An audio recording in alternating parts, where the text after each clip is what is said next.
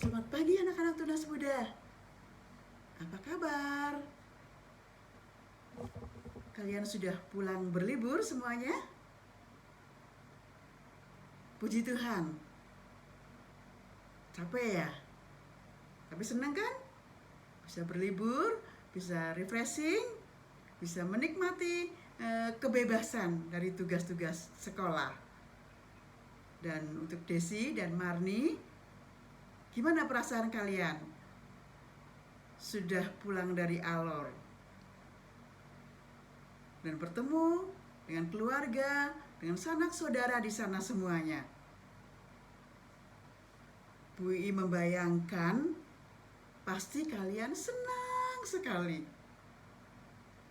Dan pasti keluarga di sana juga senang sekali bisa bertemu dengan kalian.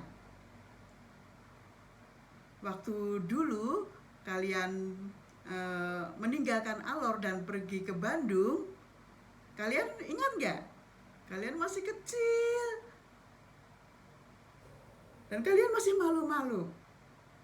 Tetapi sekarang kalian bisa pulang ke Alor, kalian sudah semakin besar, kalian sudah tumbuh menjadi tunas-tunas remaja, kalian juga sudah menjadi anak yang pandai, dan kalian sudah menjadi anak-anak yang berguna bagi Tuhan, banyak belajar untuk melayani Tuhan. Puji Tuhan.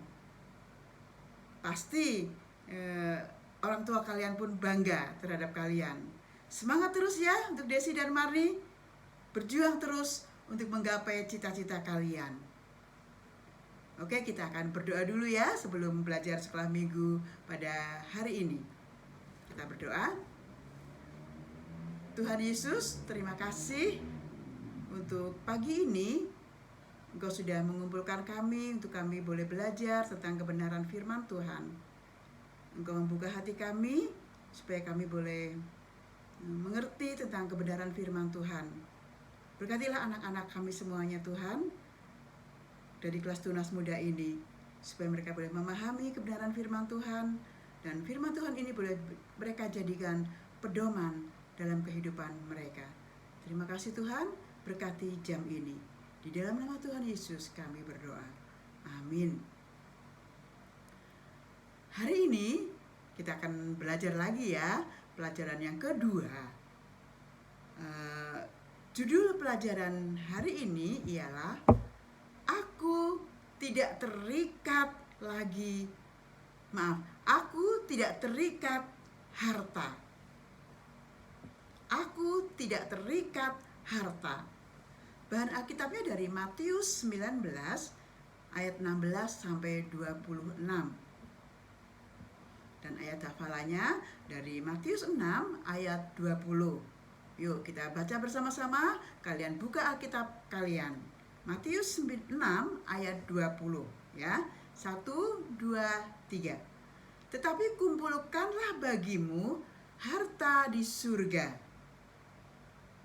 Di surga ngengat dan karat tidak merusakkannya, dan pencuri tidak membongkar serta mencurinya. Aman ya, menyimpan harta surga itu aman. Kita tidak usah khawatir ada pencuri yang mencuri atau mengambilnya.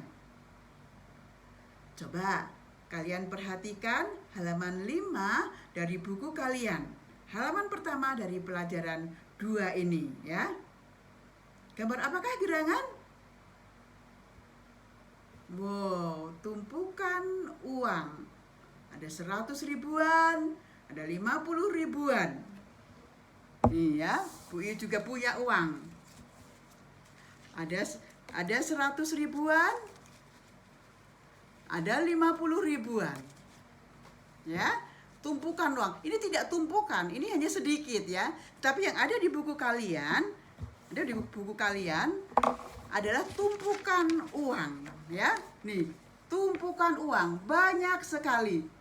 Uang Bu I hanya sedikit ya. Uang Bu I hanya sedikit. Tapi di gambar pelajaran kalian tumpukan uang banyak sekali. Maaf ya, Bu I cuci tangan, semprot dulu dengan sanitizer ya, pegang uang. Oke. tumpukan uang, ada 100 ribuan, ada 50 ribuan, yang banyak sekali. Kalau Bui punya uang sebegitu banyaknya, senang sekali. Dan kalian juga pasti senang ya kalau punya uang sebanyak itu ya.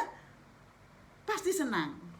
Nah, hari ini kita akan belajar tentang seorang pemuda yang sangat kaya, yang mempunyai banyak harta, mempunyai banyak uang.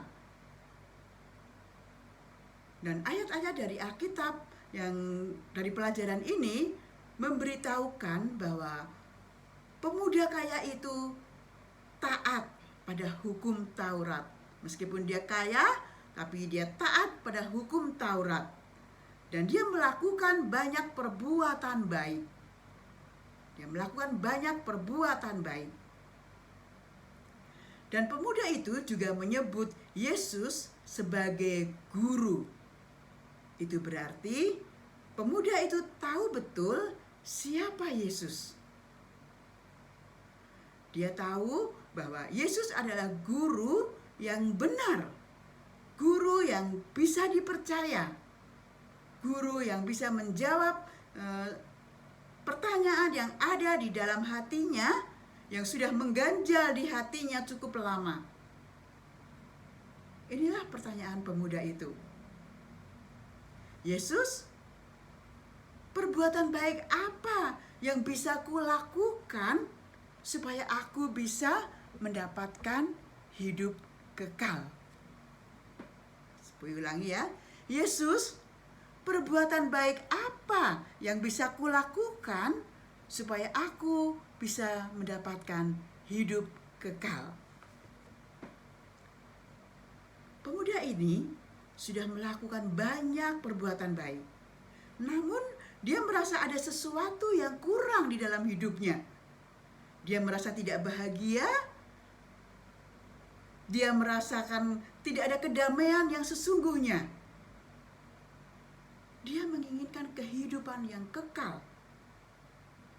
Dan dia berpikir bahwa kehidupan kekal itu bisa diperoleh dengan berbuat baik. Sehingga dia melakukan banyak perbuatan baik supaya dia dapat memperoleh kehidupan kekal itu.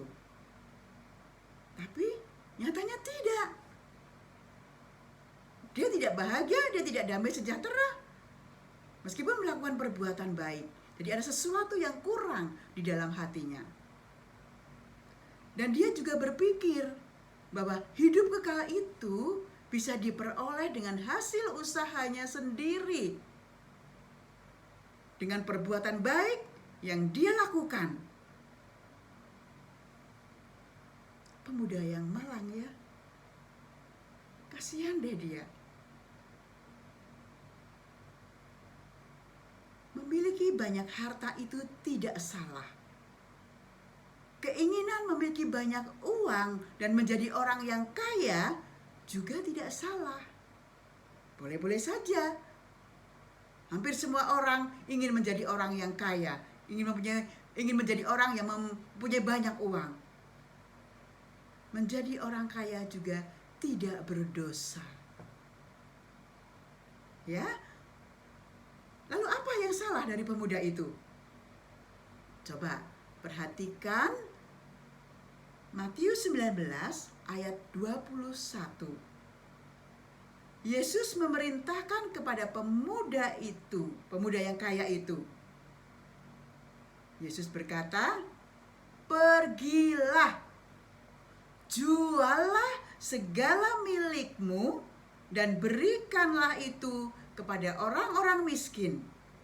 Maka engkau akan beroleh harta di surga." Atau harta di surga itu atau hidup kekal.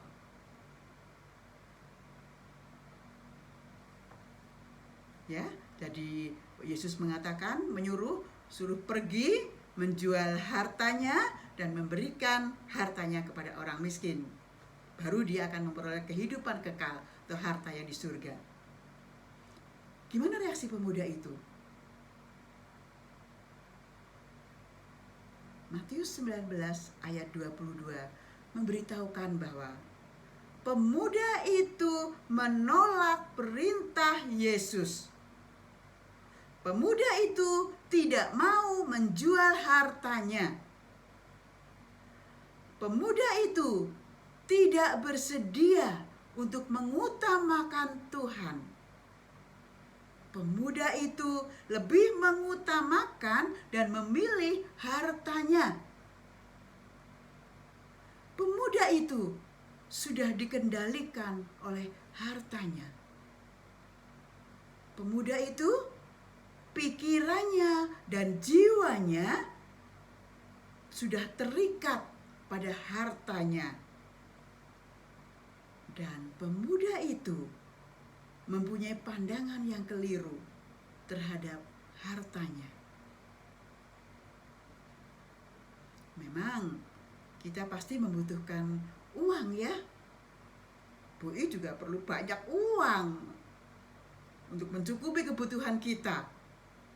Kita butuh uang yang banyak untuk makan, untuk biaya sekolah, untuk bayar listrik, untuk bayar air, untuk beli pulsa, untuk beli baju, untuk jalan-jalan.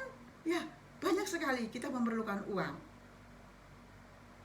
Tapi janganlah uang itu mengendalikan hidup kita. Kitalah yang justru harus mengendalikan uang.